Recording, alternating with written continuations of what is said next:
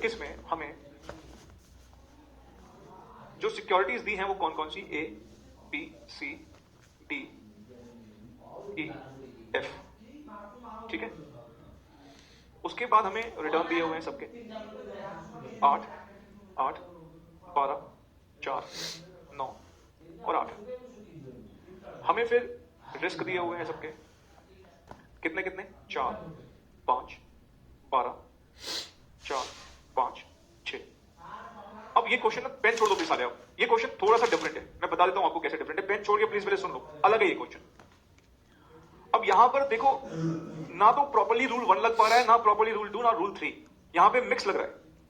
ऐसे केस में मिक्स कैसे लग रहा है, यहां पर कुछ सिक्योरिटीज का रिटर्न सेम है, कुछ सिक्योरिटीज का रिस्क सेम है। देखो आप, कुछ सिक्योरिटीज का रिटर्न सेम है, कुछ सिक्योरिटीज का रिस्क सेम है। ऐसे केस में क्या करना है वो हमें यहां सीखना है, क्योंकि यहां पे सेम भी है, अलग अलग भी है, सारा मिक्सचर है यहां पर। तो हमें क्या फॉलो करना है प्रोसीजर। सबसे पहले हम क्या करेंगे, हम पहले रिटर्न की तरफ देखेंगे, प्लीज सारे सुन लो, पहले रिटर्न की तरफ देखेंगे। हम ऐसी सिक्योरिटीज देखेंगे जिनका रिटर्न सेम सेम है, ए का, बी का और एफ का।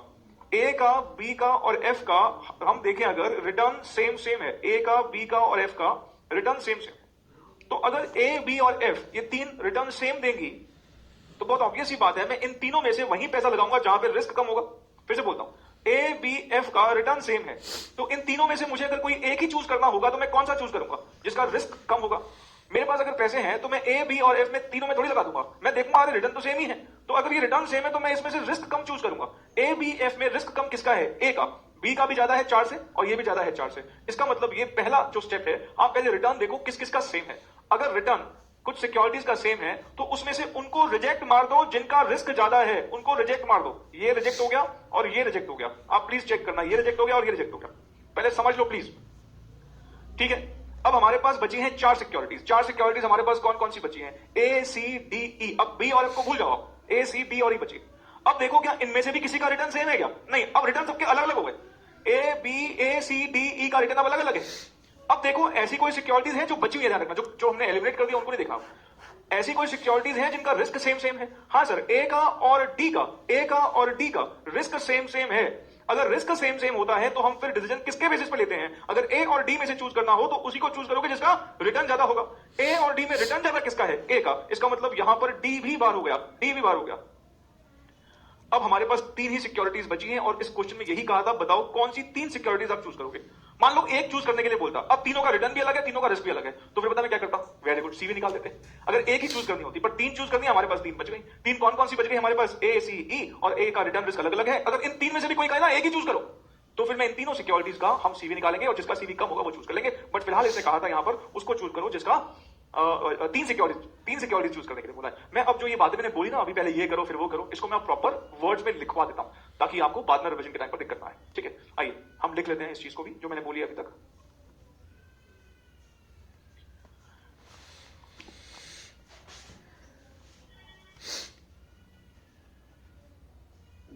Security A, B and F have same return. Full stop. A's standard deviation is lowest. Hence, security B and security F should be dropped. A, B और F का return same है पर lowest standard deviation ए का है, तो हमने B और F को ड्रॉप कर दिया। Now we are left with, अब हमने जब बी और एफ को ड्रॉप कर दिया तो हमारे पास क्या बचा, ए बचा, सी बचा, डी बचा और ई बचा, ठीक है। अब आगे क्या लिखेंगे, A and D have same risk.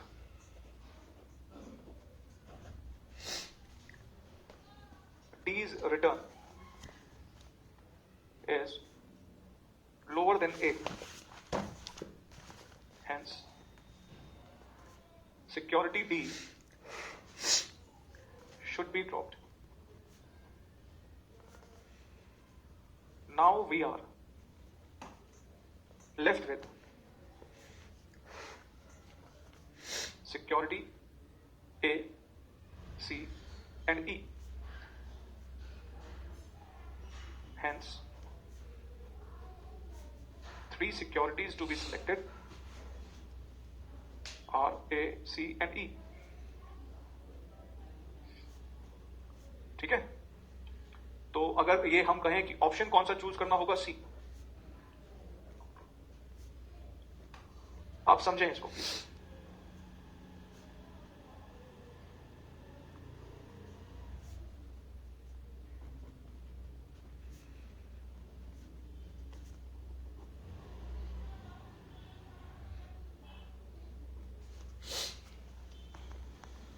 दस, 15, 5, 11, 10, सबका रिस्क लिख देते हैं। 5, 6, 13, 5, 6, 7। ठीक है, एक बार फिर से ऑब्जर्व करते हैं। पहले क्या देखते हैं कि रिटर्न किस किस का सेम है। रिटर्न ए का, बी का और ई का सेम है। तो ए, बी और ई का रिटर्न अगर सेम है तो हम इसमें से कौन सा चूज करेंगे? जिसका ए का, बी का और एफ का, सॉरी, ए का, बी का और एफ का रिटर्न सेम है, तो इसमें से कौन सा चूज करेंगे? जिसका रिस्क कम होगा। इसका मतलब यहां पे ये रिजेक्ट मार देंगे हम और ये रिजेक्ट मार देंगे। क्यों रिजेक्ट मार दिया इनको? क्योंकि सेम रिटर्न देने वाली एक ऐसी सिक्योरिटी है जिसका रिस्क इनसे कम है। इन जितना रिटर्न ए दे रहा है और इनसे कम रिस्क है, तो ए कोई तो चूज करेंगे, बी और एफ बाहर हो गए। अब देखो यहां पर किसी और तो कोई नहीं है जिनके रिटर्न सेम हो, नहीं, और किसी का रिटर्न सेम नहीं है। अब आ जाओ रिस्क पर। देखो रिस्क किस किस का सेम अभी है। रिस्क सेम ए का है और डी का है, तो ए और डी में से अब रिटर्न कौन ज्यादा देगा? रिस्क सेम हो तो रिटर्न देखते हैं। अब यही तो रूल पड़े, रिटर्न सेम थे तो रिस्क मिनिमम देखा, अब रिस्क सेम है तो रिटर्न मैक्सिमम देखेंगे। तो ए और डी का रिस्क सेम है तो हम रिटर्न मैक्सिमम वाला चूज करेंगे, मतलब ए चूज करेंगे, डी बाहर हो गया। अब बची हुई 3 सिक्योरिटीज ही हमें देख, ये जो हमने बात करेंगे। अब हम बात करेंगे अगर हमारे पोर्टफोलियो में 2 सिक्योरिटीज हो तो उसका रिटर्न कैसे निकलता है और उसका रिस्क कैसे निकलता है। Expected return of a 2 asset portfolio, expected risk of a 2 asset portfolio. ये हमने जो बात करी है अभी इंडिविजुअल सिक्योरिटी पर बात कर रहे थे हम, जो हमने पीछे मीन निकाला, स्टैंडर्ड डेविएशन निकाला, वो सब क्या था? इंडिविजुअल सिक्योरिटी की बात थी। अब हम बात कर रहे हैं पोर्टफोलियो की। अब पोर्टफोलियो की बात करते वक्त हमें, पहले मैं आपको जैसे लिखवा देता हूं और फिर हम उसके ऊपर बात करना शुरू करेंगे। ठीक है, चलिए अब हेडिंग डालेगा, आप हेडिंग डालेगा। ये लिख लिया ना आपने, धोखा तो नहीं दिया ना?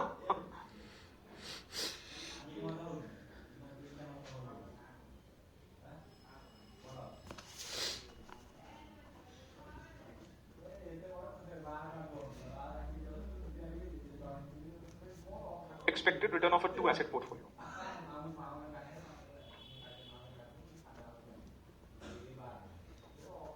The return of portfolio is equal to weighted average of the return of individual securities in the portfolio with weights being equal to proportion of investment value in each asset. Expected return of portfolio is equals to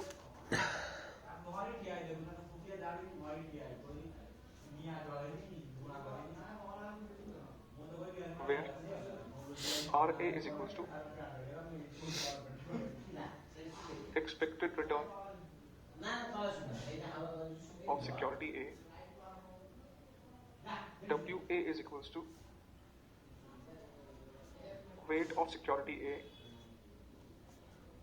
RB is equals to expected return of security B, WB is equals to weight of security B। ठीक है, इसको note करो, फिर मैं इस पर बात करना शुरू करता हूं।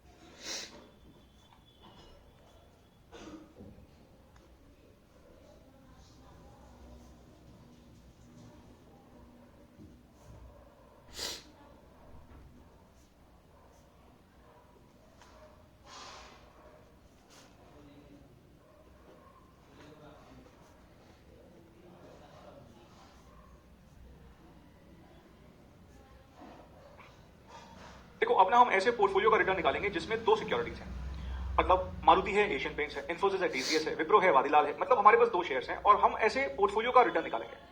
अब ये डिपेंड करता है ना कि आपने किसमें पैसे ज्यादा लगाए हैं। मान लो 10 लाख रुपए का आपने एक पोर्टफोलियो बनाया, आपने एक शेयर में लगाए 7 लाख, दूसरे में लगाए 3 लाख, एक में लगाए 4 लाख, एक में लगाए 6 लाख या 5-5 लाख। डिपेंड करता है ना कि किस पर्टिकुलर शेयर का वेट ज्यादा है। इसकी कैलकुलेशन काफी हद तक ना काफी हद तक ऑलमोस्ट बिल्कुल वैसी ही होगी जैसे हमने याद है WAC से निकाला था। वहां पर हम क्या करते थे, हर एक सोर्स की कॉस्ट, हर एक का वेट, सोर्स की कॉस्ट, वेट, सोर्स की कॉस्ट, वेट। यहां पर क्या होगा, हर एक सिक्योरिटी का रिटर्न और उसका वेट, सिक्योरिटी का रिटर्न और वेट और प्लस कर देंगे। ठीक है, आइए जरा हम एक क्वेश्चन की मदद से डिस्कस भी करते हैं।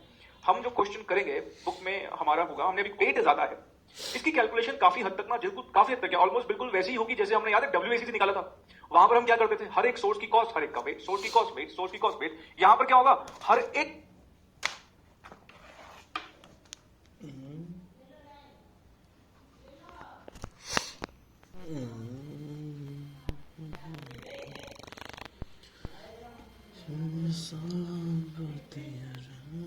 कि शॉर्टकट कब लगता है, तीन कौन कौन। अगर मैं नॉर्मल तरीका बताऊं, ऐसे मैंने आपको याद होगा कॉस्ट,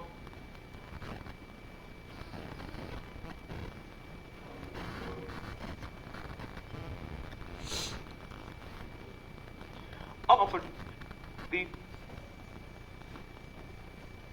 सिक्योरिटी हैं और हम ऐसे डेट डिस्कस कर देंगे। उसके पास 10 लाख रुपए हैं और वो दो सिक्योरिटीज में इन्वेस्ट करना चाहता है और उन्होंने वेट ज्यादा है। इसकी कैलकुलेशन काफी हद तक ना काफी हद तक ऑलमोस्ट बिल्कुल वैसी ही होगी जैसे हमने याद है WAC से निकाला था। वहां पर हम क्या करते थे, हर एक सोर्स की कॉस्ट, हर एक का वेट, सोर्स की कॉस्ट, वेट, सोर्स की कॉस्ट, वेट। यहां पर क्या होगा, हर एक सिक्योरिटी का रिटर्न और उसका वेट, सिक्योरिटी का रिटर्न और वेट और प्लस कर देंगे। ठीक है, आइए जरा हम एक क्वेश्चन की मदद से डिस्कस भी करते हैं। हम जो क्वेश्चन करेंगे बुक में हमारा होगा, हमने अभी कौन सा क्वेश्चन किया उसके अगले वाला ही है। क्वेश्चन नंबर है 23। कहता है कोई मिस्टर ए है, उसके पास 10 लाख रुपए हैं और वो दो सिक्योरिटीज में इन्वेस्ट करना चाहता है और उन्होंने 6 लाख रुपए सोचा है जेके सीमेंट में लगाएंगे और 4 लाख रुपए सोचा है एशियन पेंट्स में लगाएंगे। जेके सीमेंट का रिटर्न 15% है और एशियन पेंट्स का रिटर्न कहता है 25% है। अब हमें यहां पर एक्सपेक्टेड रिटर्न पोर्टफोलियो का निकालना है। ठीक है, अब पहले एक बार देख लो, समझ लो, उसके बाद फिर लिखते रहना। देखो हम यहां पर अगर मैं नॉर्मल तरीका बताऊं, ऐसे मैंने आपको याद होगा कॉस्ट ऑफ कैपिटल भी करके बताया था। 6 लाख रुपए पर हम कमाएंगे 15% और 4 लाख रुपए पर हम कमाएंगे 25%। और ये जो भी कमाएंगे हम टोटल हमारे कितने रुपए लगे हैं, 10 लाख रुपए। मतलब 6 लाख का 15% हो गया 90,000 और 4 लाख का 25% हो गया 1 लाख। मतलब मैं 1,90,000 कमाने वाला हूं 10 लाख रुपए पर। तो हम कह सकते हैं कि हमने 1,90,000 क्योंकि 10 लाख रुपए पर कमाए हैं, हमारा रिटर्न हो गया 19% का।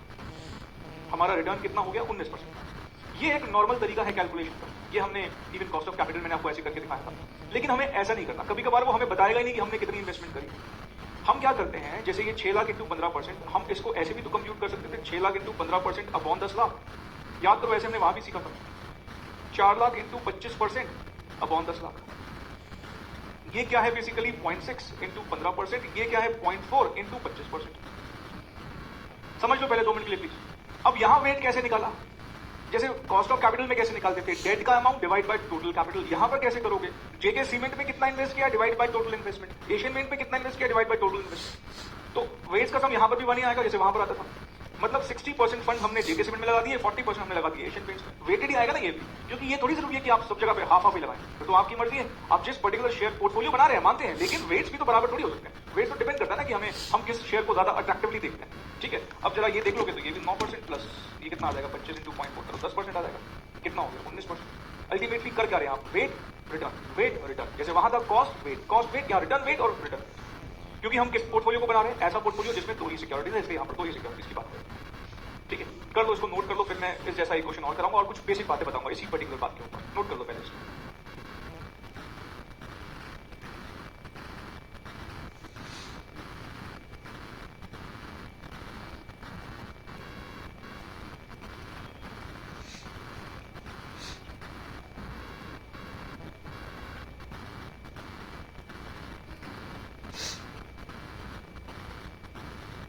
इसका आंसर भी बता ही दो। ठीक,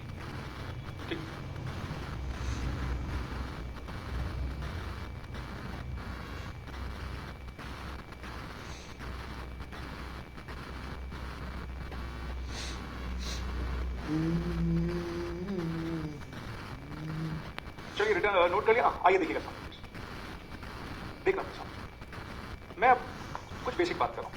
मान लो दो शेयर्स हैं आपके पास। एक है जिस पर आप 10% का रिटर्न एक्सपेक्ट कर रहे हो और एक है जिस पर आप 20% का रिटर्न एक्सपेक्ट कर रहे हो, और दोनों में मान लो आपने आधा आधा पैसा लगा दिया, 0.5। वेटेड एवरेज कैसे निकालोगे? 10 इंटू 0.5 प्लस 20 इंटू 0.5, मतलब ये 5 प्लस 10 कितना हो गया? 15। ये वेटेड एवरेज हो गया। और अगर मैं सिंपल एवरेज से भी निकालूंगा तो सेम ही आएगा। यहाँ पे 10 प्लस 20/2 देखोगे ना तो सेम ही 15% आएगा। क्यों सेम आ रहा है पता है? क्योंकि वेट्स अगर सेम होते हैं ना तो वेटेड एवरेज और सिंपल एवरेज जो ये डिस्टिंक्शन है ना, ये कहीं ना कहीं बेकार हो जाती है। सेम वेट्स में वेटेड और सिंपल एवरेज सेम आंसर देते हैं। अब मैं जरूर देखो यहाँ पे थोड़ी सी, अब यहाँ पे मैं इंफॉर्मेशन बदल देता हूँ। मान लो ए में आप लगाते हो 90% पैसा और बी में लगाते हो बाकी का बचा हुआ 10% पैसा। अब मुझे बताना क्या आएगा? 10 इंटू 0.9 प्लस 20 इंटू 0.1, ये कितना हो गया? 9। ये कितना हो गया? 2। और कितना आया? 11%।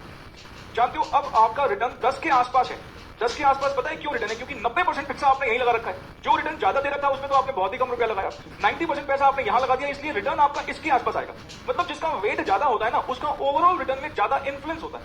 आइए मैं जरा एक और एग्जांपल देता हूं। मान लो आपने 10% वाले रिटर्न में सिर्फ 10% पैसा लगाया और जिस पर 20% का रिटर्न मिला था उसमें 90% पैसा लगा दिया। अब क्या आएगा आंसर?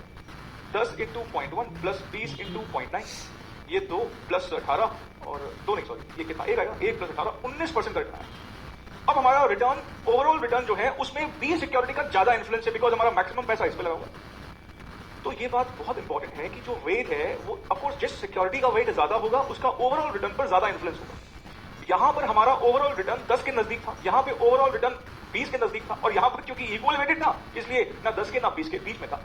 ठीक है, तो हमें लेकिन कैसे निकालना है expected return? Weighted average. Weights को इंपॉर्टेंस देनी है, बिकॉज जिसमें ज्यादा पैसा लगाओगे, अगर मान लो आपको 10 लाख रुपए लगाने हैं और आपने 10 लाख रुपए में से 9 लाख रुपए आरकॉम जैसी, सत्यम जैसी कंपनी में लगा दिए, तो पैसा तो डूबेगा ही ना, क्योंकि ज्यादा पैसा आपका डूबी हुई कंपनी में लगा हुआ है। नहीं, और ये उल्टा कर दो, अगर आपने 10 में से 9 लाख रुपए मारुति और एशियन पेंट्स या एशियन मोटर जैसी कंपनी में लगाया तो वहां पर आपका पोर्टफोलियो बेहतर रिजल्ट देगा। समझ पा रहे हो मेरी बात? ठीक है, चलिए अब हम एक क्वेश्चन और कर लेते हैं expected return, because expected return निकालना कोई बहुत बड़ी बात नहीं है, आराम से निकल आता है। क्वेश्चन नंबर 24 कहता है एक मिस्टर ए है, वो इन्फोसिस में 70% पैसा लगाना चाहते हैं और बैलेंस कहता है रिको ऑटो में लगाना चाहते हैं। रिको ऑटो ना एक स्मॉल कैप कंपनी, छोटी कंपनी, और इन्फोसिस का ध्यान रखना, वेट पहले इन्फोसिस का दिया है लेकिन रिटर्न पहले रिको का दिया है 15%। कई बच्चे इसमें गड़बड़ कर देते हैं, और ये कितना रिटर्न है? 25%। ठीक, अब आप निकाल दो एक्सपेक्टेड रिटर्न। कैसे निकाल? सर इन्फोसिस का रिटर्न है 25, वेट है 0.7, 70% मतलब 0.7। वेट का सम क्या होता है हमेशा? 1, 15 इंटू 0.3 कितना है? 25 इंटू 0.7, 17.5, 15 इंटू 0.3, 4.5, ये आ गया 22%। क्या है ऑप्शन में 22%? हाँ जी सर, ठीक है। ठीक है, इसको नोट करो।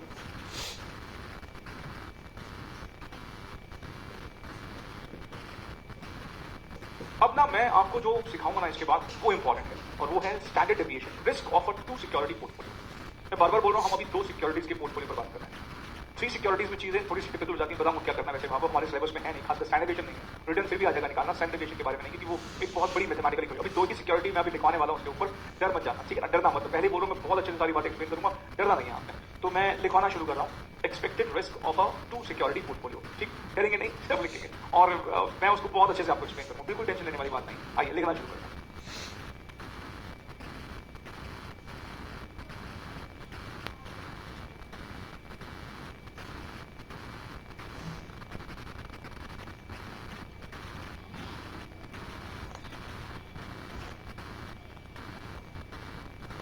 Standard deviation of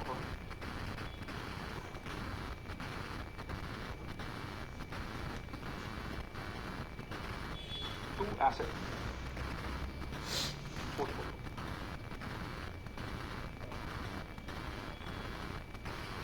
Standard deviation of a 2 asset portfolio is calculated as a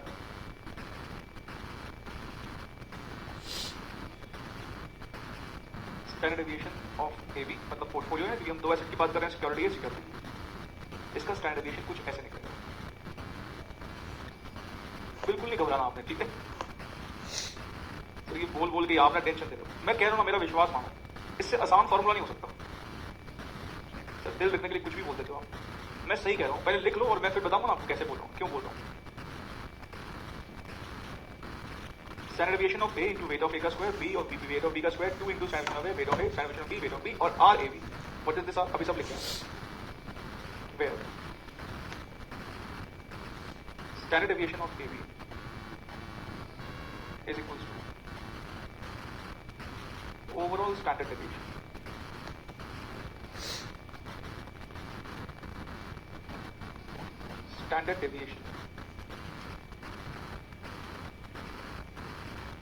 of security A, standard deviation of security B, weight of security A, weight of security B,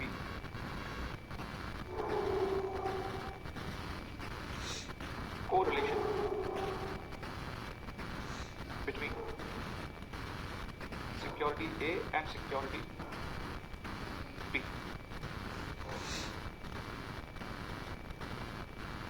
ठीक है, इसके बाद देखना आप overall standard deviation in case of perfect positive correlation, that is R is equals to +1.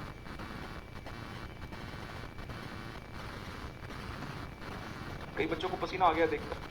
अरे रुको रुको भाई, ये बिल्कुल घबराने वाली बात है ना। अभी एक बात बताओ, स्टैंडर्ड डेविएशन जब मैंने स्टार्टिंग में बोला था तो सुनने में घबराहट हुई ना। अरे स्टैंडर्ड डेविएशन तो स्टार्ट में तो बड़े मुश्किल से निकलता था, आ गया ना समझ में सब कुछ। कोएफिशिएंट ऑफ वेरिएशन जब पिछली क्लास में लिखवा के भेजा था तो आपको लग रहा था पता नहीं क्या ये स्टार्स को देख के कई बच्चों को लगता है डर मानता हूँ।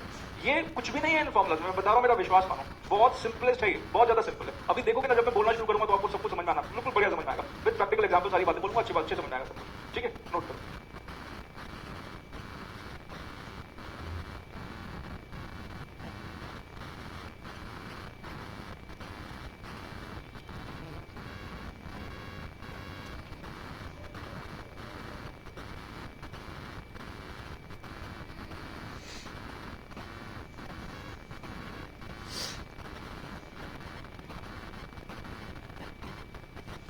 नो डैट, ये 1 लिखा है, ठीक है?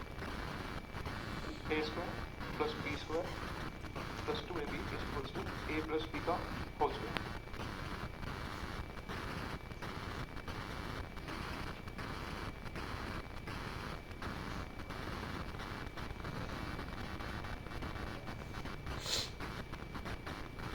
ये स्क्वायर रूट और ये स्क्वायर कट जाएगा बस।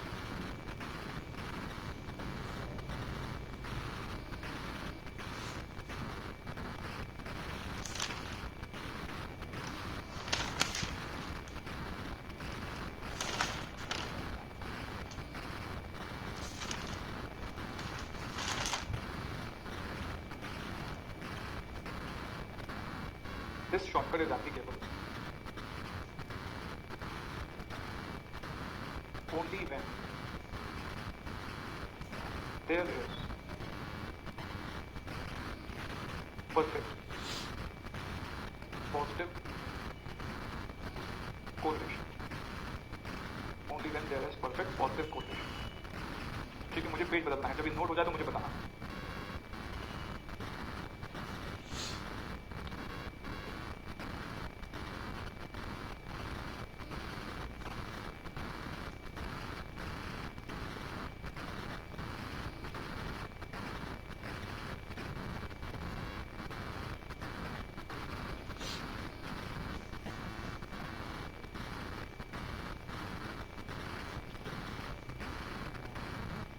बदल दूं पेज?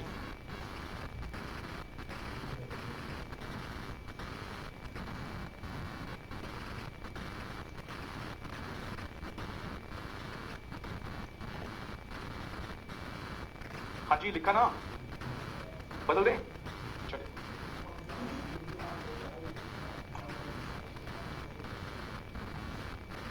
अब लिखो overall standard deviation in case of perfect negative correlation.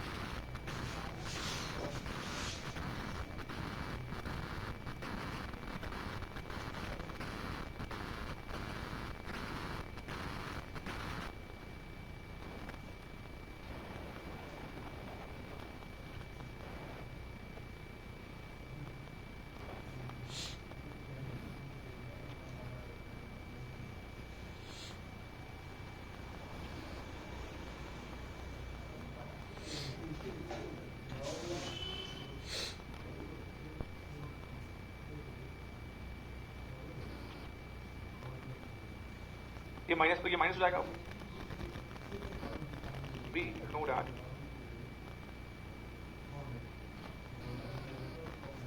A square plus b square minus 2ab is equals to a minus b का होल स्क्वायर. Therefore